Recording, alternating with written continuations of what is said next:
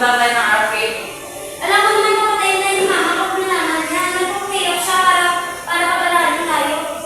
Lagi naman siya sa trabaho, hindi niya naman malalaman. Gising pa kayo, may snacks po na lang. Nag-aaral ka pa rin? Ang sipag mo talaga, Sarah. Proud ako sa'yo. David anak, nag-aaral ka pa ba? Alam mo naman kung mahalaga ang pag-aaral.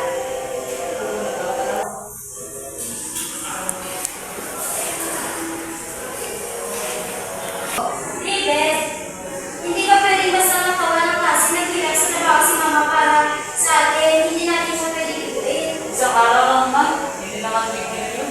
Natin maging mabilis. Ako, pwedeng natin yun.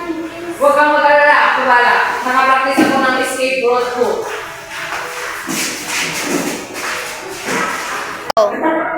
Ito lang buhay. Wala na mga boring na klase, wala na homework.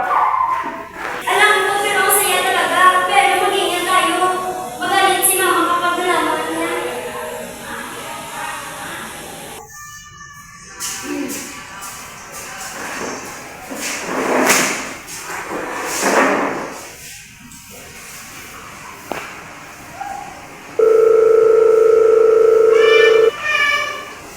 Maria, tumawag ako tungkol kay Sarah at David. Matagal-tagal na silang hindi ko papasok sa klase.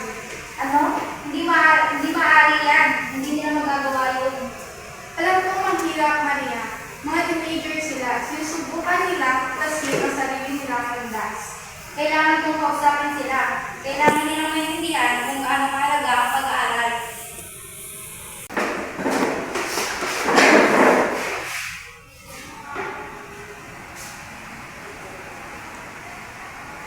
Nasaan kayo kanina? Tumawag ako sa paaralan at sinabi nilang nilaktawan ninyo ang klase.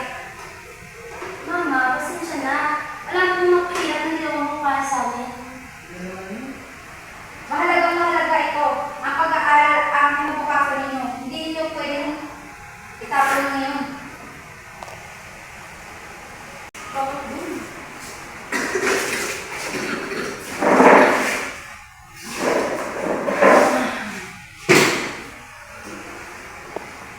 Alam kong marami kayong pinagdadaanan.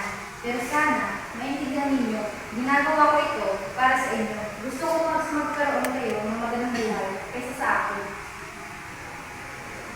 Mama, alam ko. Pasensya na. Mas mabubuti.